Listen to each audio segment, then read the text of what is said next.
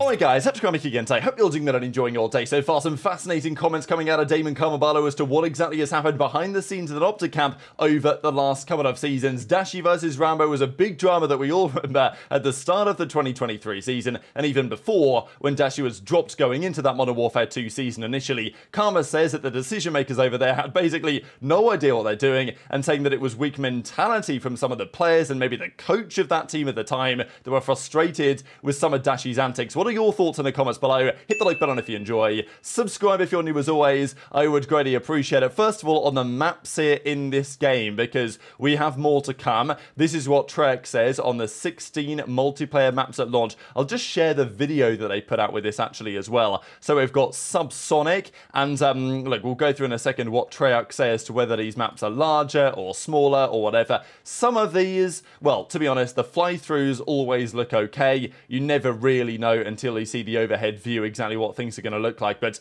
to be fair, a lot of these maps look pretty small. Some of them look relatively medium size. I don't really think we have any like medium to large or large maps really in the game. I mean, you know, Hacienda, that was a Black Ops 4 map. That, based on the situation in this game, would be pretty damn massive, I'm not gonna lie. And even Vorkuta, which is giving me WMD vibes, to be fair, that is, well, a map that seems to be pretty medium-sized as well. So, to be fair, watching these fly-throughs, I actually quite like the look of a lot of these maps. It does seem to me that they should be better than some of the maps we've got here in the beta, but you know, I don't want to hold out too much hope, really. So these are the maps, anyway, that are the multiplayer maps at launch. And this is how they describe them, right? So you've got a couple of strike maps. Babylon is considered small, as is Subsonic, Payback, Derelict, and Warhead. So Babylon is pretty tiny. Derelict is, you know, they're considering it small. Derelict isn't, like, absolutely tiny. Like, if the map was a bit... It's not great, in my opinion. It's probably not the worst in the game, but like if Derelict was a bit better map design, it might not be okay. Like the size isn't too bad in my opinion. So they consider that to be small. They consider Scud to be medium. Skyline they consider medium as well. So and it is like in the grand scheme of COD history, Skyline would be a pretty small map, I think, but that's medium in their eyes. But I do have more faith for some of these other ones, like watching through some of these, you know, that Vorkuta map, even was it that Lowdown or Low Town map, which you know, if we just have a look at this Low Town, there's some, like, I don't know if I want to say like seaside vibes in here, but and there's a lot of stairs, so you know, get ready to get stair glitched, I guess. But some of these give me some more promising ideas than we've seen before. So, you know, time will tell, but Vault Protocol, Low Town, Red Card, Vorkuta, Skyline, you know, all these maps in the medium category probably have a chance, and we're pretty sure that, you know, Hacienda and Raid are probably going to arrive in like Season 1. So I think it's going to be okay. And they say that medium-sized is similar to Raid or Summit, of course, other classics from COD Pass. The amount of times they've remastered Summit is kind of funny at this point, to be fair. And as Parasite says, we got 2 medium maps, and one is probably usable for competitive. We need the rest to be bangers. So I think that's the point. Most of the maps are similar to the beta, TikTok, brain rot, whatever you want to say. Tiny maps, just to keep the, you know, the dopamine receptors getting absolutely fried. And that seems to be the strategy lately for Call of Duty. So with any luck, and actually they have Scud as small here, but in this one, didn't it look like it was in medium? I don't know. Bit confused, but because it says Scud medium here, but in this screenshot, it says Scud is small. So, okay, it is what it is. But Parasite isn't wrong that, like, we need good maps when the game launches. But having watched that video, I still have some faith in Treyarch that they can deliver when the full game arrives. Obviously, Nadejunt's having a bit of a back and forth here. Well, at least Kremp replies. He says Babylon's better than Shipment. But Kremp probably rightly says that Shipment would be awful on this game because the 3 meter, so within 3 meters you get no aim assist in your gunfight. He says that'd be so awkward at that range. He's definitely not wrong, I would say, on that one. There was a bit of drama on this as well, that because usually in these games nowadays they do like a campaign early access, especially because the campaign for Black Ops 6 was probably finished like a year ago, right? Like they've had a long time to prepare for this game, but apparently there's going to be no early access. October the 25th, that's the date, which in the grand scheme of things isn't really that far away. I mean, here we are on the 10th of September, and in like 6 weeks the game launches, and we still have loads of Rostermania questions still to be deciphered. But let's talk about some of the drama from yesterday, because Hitch comes out with the Around the Bar podcast with DB4 right now. Damon Barlow with 4 rings to his name, 3 as a player, in, of course, Black Ops 2, Ghost, and then Infinite Warfare, and then, obviously, as a coach now in Modern Warfare 3 here in 2024 on the OpTic Texas team. And there was a big question when Karma stepped up to be the coach of this team. How would he fare? Would he be the perfect guy to be a coach? How would he work with JP? Like, is he going to be able to manage the behind-the-scenes stuff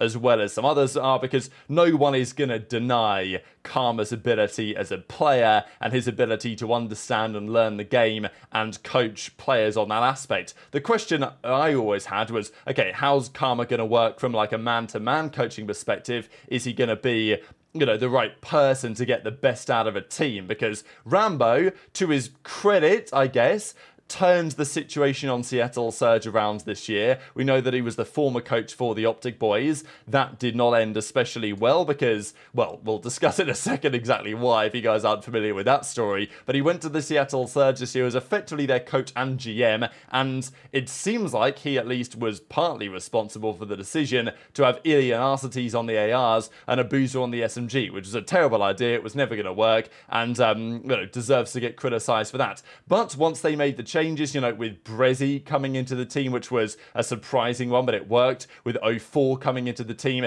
they turned up right. And yes, Surge didn't get the results they quite wanted at the end of the year, but they were clearly a far better team for it. They made it comfortably to the World Championship. They probably should have done better there. Most teams at Champ said that, yeah, Surge were actually really good. They could have been a serious force, and they played some good Call of Duty, right? So I think Rambo deserves some credit for what he was able to accomplish over there. Of course, Hook is now long gone from that roster as well, but Karma for OpTic was always a question, and Karma was asked his thoughts really on the whole Dashy saga, because we know that Dashy's changed in his career. Always been incredibly talented, but his work ethic, of course, was questioned in the early days, and I think for understandable reasons, many of his former teammates might well tell you. And today, I think, you know, Dashy will probably tell you that he's a different and a better player and person, and teammates probably for it, and I was world champion, right? But Karma, of course, was asked for his thoughts on that whole situation, the fact that when Dashy was dropped a couple of times, actually, going from 2022 into 2023, and what he thinks was potentially behind that, because Karma does not seem so impressed by the decision-making of the coach at the time. It literally happened.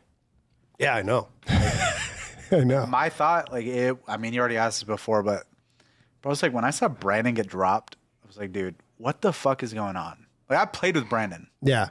I don't give a fuck, like, if he showed up late or something. Dude, he's too good that you don't drop him. Yeah.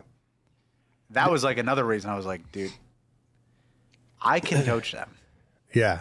Like I don't know. I don't think people know what they're doing. Like, actually. Like I don't know who's making decisions and doing shit. Coaching wise or team Everything. Team management wise? Yeah. Everything.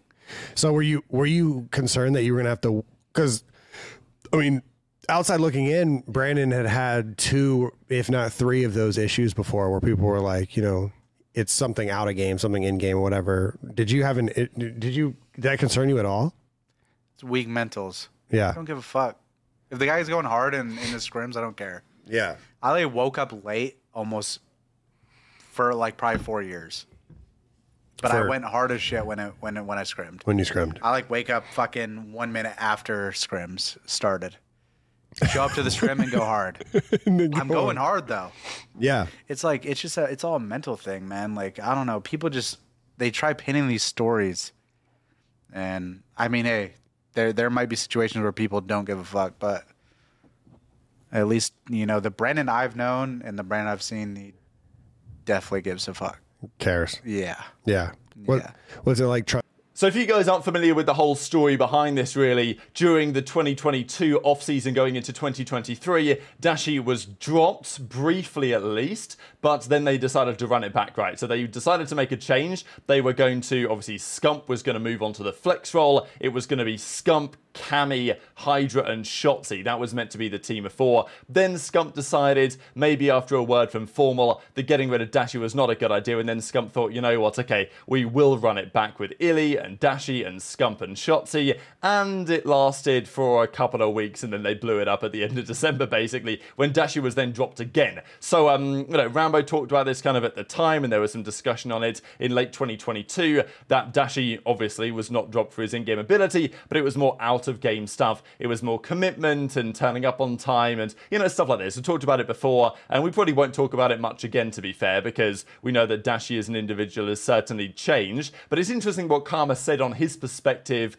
on the whole turning up late stuff, right? Because, you know, these are some of the memes that were happening back in the early part of 2023, of course, when Rambo, well, Dashy famously talked about Rambo Ray on stream and said that he was dipping scrims to attend his bowling league, or he was talking to his dog, or whatever he was doing, I don't know. The guy's dipping work, the guy's leaving his job. A famous moment there in COD history. Now, I gotta say, from my perspective, if someone's like, if I'm at the office at 12 and someone's rocking up half an hour late every single day, I'm pissed off. Like, why does this guy think his time is more valuable than mine, etc., etc.? And maybe when a player's good enough, you can excuse it for a certain amount of time, but clearly Rambo was not the type of guy to excuse that type of stuff. And to be fair, in hindsight, maybe some of the problems that Dashy has had with even certain teammates and Rambo, maybe has helped him get better in that regard. Karma, obviously, as he even himself admits, was a player that during his day, you know, he weren't there all the time. He was waking up when scrims were starting. So, you know, it's interesting in the fact that in some ways, Karma's like the perfect coach for Dashy because he understands exactly what that's like and how to manage that on some level and how to ensure that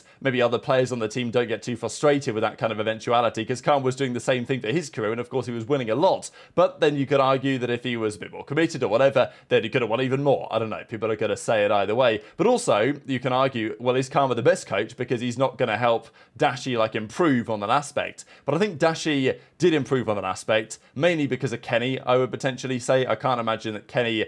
My feeling is that Karma was coaching, obviously, but Kenny was also giving some serious input into how the team was meant to be run and managed, and it felt like Dashy took a bit of a step up, maybe because of Kenny's addition as well. But I did think some pretty fascinating statements from Karma, pretty much saying that, you know, those that were getting frustrated with Dashy for turning up a bit late every so often, just weak mentality, saying that the people making decisions at that camp had no idea what they were doing. And of course, look, Karma's come in, and whatever you want to say on Karma's opinion and his methods, look, he's one of the greatest Call of Duty players of all time for very good reason, and this year he comes into OpTic to coach them, and this is the best OpTic team they have had since the Dynasty. They won Major 3 incredibly impressively, they won the World Championship as well, and they go into next season as one of the heavy favourites to potentially do so again. So clearly Karma knows what he's talking about on some level here, and look, Rambo though is also a World Championship winning coach on Dallas Empire back in the MW19 days. Even I'm pretty sure Karma and Rambo had their fair share of disagreements when they were players way back in like 2013, 2014. I think they did have a fair bit of beef going on at the time. So, you know, that seems to have continued to some degree to the present day. And it was always a fun battle this season and the last couple of years, really, to see, you know, OpTic versus Rambo on some level. Right after Rambo left, of course, coach Seattle, there was always that Dashy versus Rambo thing, of course, because Illy was on that team as well. So it was kind of like the OpTic curse idea when OpTic played Surge this most recent season. And it doesn't seem like that's stopping as it stands anytime soon, with potentially Dashy or Rambo versus Karma becoming an interesting talking point going forward as well. So very much intrigued to your thoughts in the comment section below. Hit the like button if you enjoyed, subscribe if you're new, take care, and I'll see you next time. I thought I built a pretty good base over 3 years. Dateshot came back. I have 170 viewers when they're on. No way, bro. What the fuck? Is Dateshot stealing your viewers? It's actually disturbing. That rich fuck decided to come back and fuck with my money. Bro, what's wrong with you, bro? Bro, what the fuck is wrong with you, bro? Bro, I'm gonna be at his house tomorrow. I'm gonna knock his hat off his head when I see him. Hey, you blonde bitch, take off that hat.